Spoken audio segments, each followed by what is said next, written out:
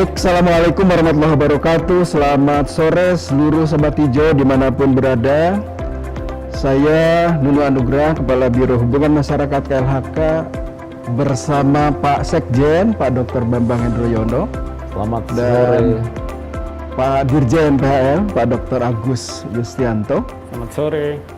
Sore ini Pak Sekjen dan Pak Agus kita akan bincang sedikit begitu ya, mengupas bagaimana tentang sawit dalam konteks regulasi kehutanan tentunya. Oleh karena itu ada beberapa hal yang akan saya tanyakan kepada Pak Sekjen, terutama di aspek regulasi, kemudian nanti ke Pak Dirjen PHL ya, mengenai wacana yang menguat kira-kira sawit itu menjadi tanaman hutan atau bagaimana begitu ya. Pro kontra itu mungkin perlu dijelaskan kepada Sobat Hijau semua.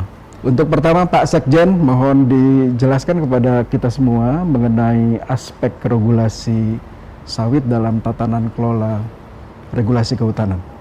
Silakan Pak. Baik, terima kasih Pak Nunu, Kepala Biro Humas. Assalamualaikum warahmatullahi wabarakatuh. Selamat sore. Jadi bicara tentang perkebunan kelapa sawit, tentunya kita semua tahu komoditas kelapa sawit ini menjadi andalan pemerintah dalam kaitannya dengan peningkatan nilai ekspor. Nah, dalam kaitan kebijakan kehutanan, tentunya kita harus melihat Undang-Undang 41 tahun 99 tentang kehutanan.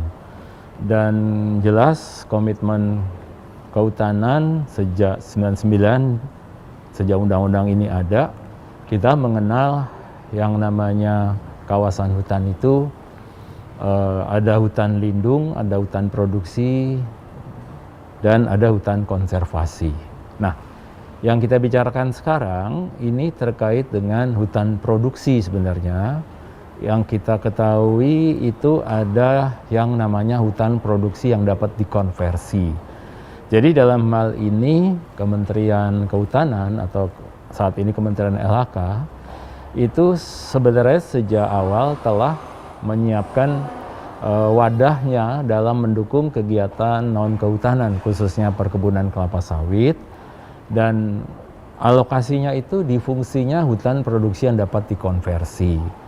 Jadi bagi perusahaan-perusahaan yang ingin membangun usaha perkebunan dan itu berada di dalam kawasan hutan, sepanjang itu berada di hutan produksi yang dapat dikonversi, itu bisa diberikan perizinan yang disebut pelepasan kawasan hutan. Jadi regulasi perkebunan kelapa sawit itu selama ini tatanannya pasti melalui proses pelepasan kawasan hutan, yaitu dari hutan produksi yang dapat dikonversi. Dan status HPK sampai saat ini juga masih diberlakukan Pak Nunu untuk pelepasan kawasan hutan bagi kegiatan di luar kehutanan. Nah, apa yang terjadi sejak 99 sampai saat sekarang ini yang menjadi hal yang perlu kita simak bersama, karena perjalanan regulasi Undang-Undang 41 Kehutanan dengan peraturan pemerintah yang dikeluarkan dan peraturan menteri yang dikeluarkan dalam tetap menjaga koridor hukum agar pelepasan kawasan hutan itu harus menjadi acuan kebijakan untuk bisa dilepaskannya kawasan hutan menjadi perkebunan kelapa sawit. Ini berarti jelas tegas bahwa tanaman sawit itu setelah kawasan hutan dilepaskan menjadi area penggunaan lain, silakan itu ditanam di sana, di area penggunaan lain namanya. Jadi ruangnya itu sudah ada di APL. Nah, ketika bicara sekarang apakah sawit bisa berada di kawasan hutan, justru ini yang menarik Pak Nunu. Melihatnya ini begini, dalam perjalanan regulasi kebijakan, kita ternyata dalam pengawasannya terhadap pembangunan perkebunan kelapa sawit yang seharusnya berada di area yang telah dilepaskan, ternyata dinamika yang terjadi ya, ada kegiatan perkebunan yang masuk ke kawasan hutan, yaitu di hutan produksi, bahkan ada di hutan lindung atau hutan konservasi. realnya faktanya seperti itu. Nah, jadi ketika melihat kebijakan yang tentunya sampai sekarang kita tetap pakai bahwa pelepasan kawasan baru bisa untuk perumahan sawit, terus begitu ngelihat sawit yang berada di kawasan hutan tanpa ada izin dari menteri, dan berarti tidak ada izin pelepasan kawasan hutan, dan berarti inilah yang disebut itu non prosedural, bahasanya itu sawitnya ilegal. Dan itu juga kita mengkaji dari regulasi, kita juga pahami ada Undang-Undang 39 2014 tentang perkebunan. Nah, ada juga Undang-Undang 26 tahun 2007 tentang tata ruang, dan ada juga regulasi-regulasi lain dalam undang-undang yang ngatur pembangunan yang berkelanjutan. Nah, jadi ketika di tahun 2011 ada instruksi presiden untuk moratorium sawit, itu justru awal pemerintah melakukan evaluasi terhadap perkebunan atau tanaman sawit, ya, yang sekaligus juga kita melihat bahwa proses pelepasan kawasan hutan sesuai dengan regulasi pun itu juga mulai dievaluasi. Artinya saat itu hanya HPK yang tidak produktif, ya, yang sebenarnya mulai kita diberikan bisa pelepasan, ya, dan dari Inpres ini yang setiap 2 tahun diperpanjang, terakhir ada Inpres 8 tahun 2018, yaitu moratorium kelapa sawit, ya. Kalau tadi Inpres sebelumnya kan Inpres yang moratorium hutan primer, gambut, ya, tidak boleh lagi diberikan perizinan, bahasanya penundaan izin baru. Nah, jadi Pak Nunu, acuan mengevaluasi perkebunan kelapa sawit yang ternyata ada di dalam kawasan hutan itu mulai Inpres 8 2018. Nah, disitulah ada amanat para menteri, dan khususnya Menteri LHK itu amanatnya adalah melakukan evaluasi kebijakan termasuk pelepasan kawasan dan termasuk pembangunan kelapa sawit yang telah dilepaskan dari kawasan hutan itu. Nah, inilah yang mesti kita pegang dulu prinsipnya, bahwa dari analisis kebijakan regulasi peraturan yang ada, justru bagi yang akan menanam sawit melalui prosedur pelepasan itu tetap berjalan, dan kita sangat menghormati untuk pembangunan kebunnya sepanjang dilepaskan. Tapi begitu terjadi evaluasi kita di 2018 ada sawit ternyata ada di kawasan hutan dan itu tidak ada izin pelepasan, itulah yang harus dilakukan evaluasi. Sehingga sejak 2018 sampai tahun 2020, Pak Nunu, kita semua telah memahami dari evaluasi bersama berdekatan citra satelit, itu ketahuan ada sawit-sawit yang terindikasi tidak memiliki pelepasan kawasan. Nah, dalam kaitan regulasi ini, ya, pemerintah, ya, tentunya tetap melihat produktivitas sawit ini harus tetap dijaga, khususnya yang melalui perizinan yang sudah sesuai harus bisa ditingkatkan, dan yang tidak melalui pelepasan ilegal dikatakan itu di dalam kebijakan. Ketika kita melakukan evaluasi untuk tata kelola ke depan demi menjamin produktivitas sawit di Indonesia dalam hal ini, karena kebijakan yang kita ambil waktu itu melihat masih adanya dispute regulasi, adanya dispute tata ruang, dan mengakibatkan ada juga sawit yang sebenarnya dari awal itu sudah berada di luar kawasan, tapi perkembangan peta kawasan hutan masuk kembali. Nah, ini yang kita evaluasi. Demikian juga sawit yang berada di dalam kawasan hutan dan tidak terselesaikan selama ini demi kepastian hukum, kepastian usaha, kepastian areal, kepastian kawasan, lahirlah terobosan kebijakan di Undang-Undang Cipta Kerja. Nah, inilah regulasi terakhir Pak Nuno tahun 2020 nomor 11 Undang-Undang itu, dan itu di pasal 110A, 110B terbagi dua nih. Yang 110A memberi kesempatan sawit yang dari awal tuh sudah betul di luar kawasan hutan masuk lagi, ini bisa dilepaskan. Prosesnya tentunya saat ini mendapatkan prioritas percepatannya. Nah, sebaliknya di luar itu yang tidak punya izin pelepasan dan telah terbangun, bahasanya terbangun, itu masuk di pasal 110B. Jadi kegiatannya tidak ada izin pelepasan. Nah, sehingga inilah yang sedang dikelola oleh kita melalui PP 24 regulasinya demi menjamin produktivitas sawit produktivitas sawit ini. Dan sekarang kita sedang mengevaluasi sawit-sawit ini dengan penekanan kebijakannya adalah ultimum remedium,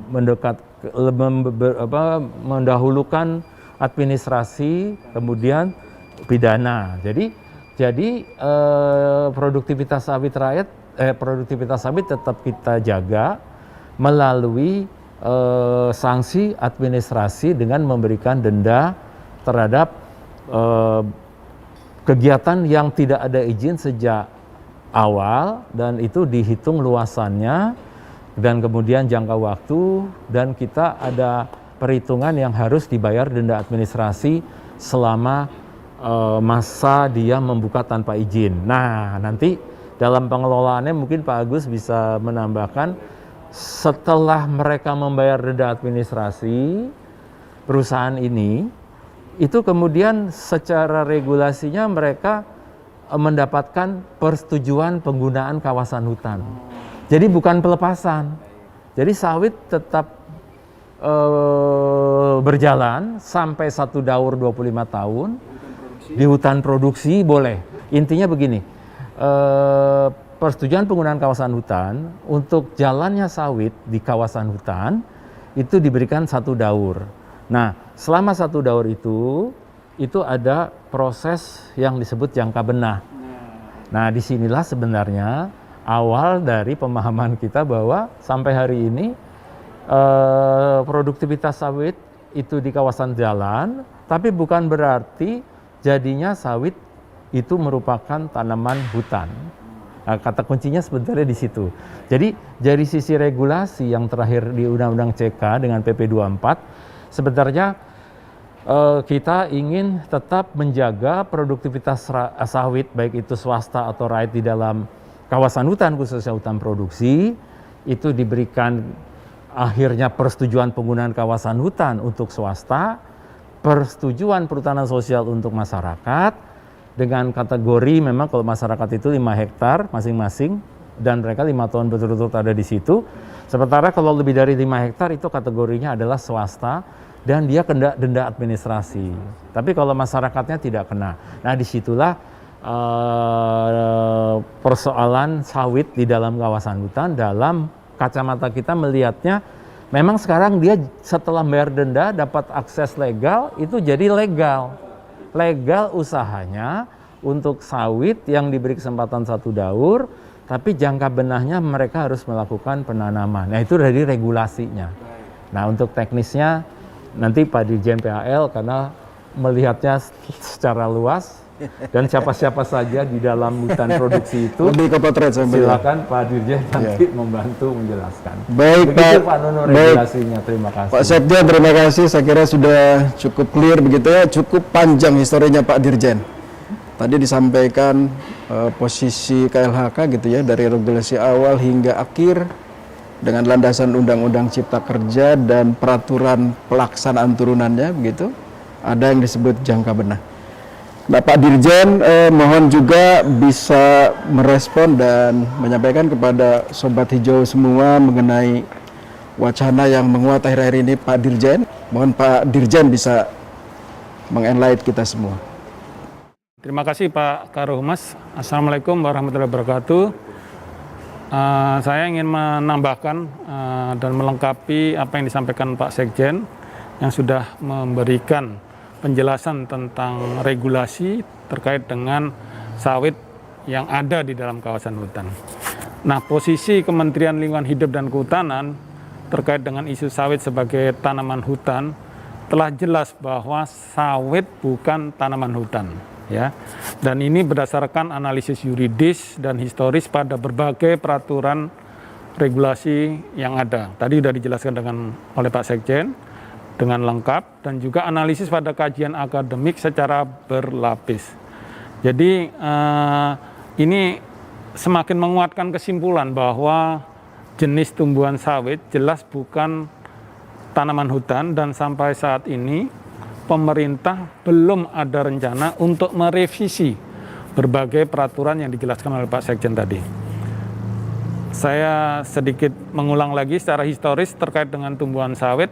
Ini ada di dalam Peraturan Menteri LHK nomor P11 tahun 2020. Tidak memasukkan sawit sebagai tanaman yang diperbolehkan untuk ditanam dalam pembangunan hutan tanaman rakyat atau HTR. Nah, di dalam Permen LHK nomor P105 tahun 2018, sawit juga tidak masuk sebagai tanaman rehabilitasi hutan dan lahan atau yang dikenal dengan RHL.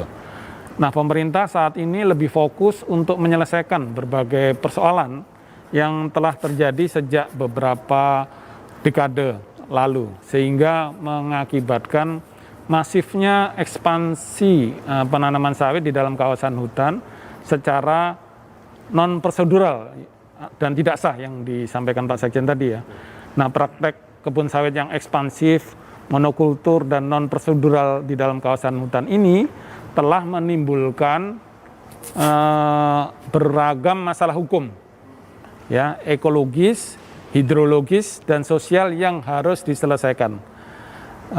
Kami juga mengingatkan kembali pada semua pihak bahwa hutan memiliki fungsi ekologis yang tidak tergantikan, serta dengan total economic value yang dikandungnya, dan terkait dengan kebun sawit yang telah mendapatkan ruang tumbuhnya sendiri, maka saat ini belum menjadi pilihan untuk memasukkan sawit sebagai jenis tanaman hutan ataupun untuk kegiatan rehabilitasi.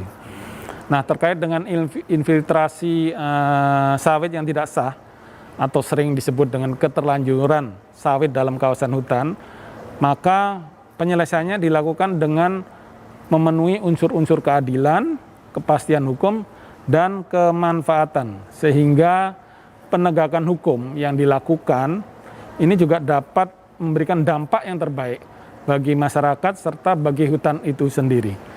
Demikian Pak Karo. Baik, Pak Dirjen, Pak Sekjen, terima kasih sudah mencerahkan kita semua, kami dan seluruh Sobat Hijau dimanapun berada.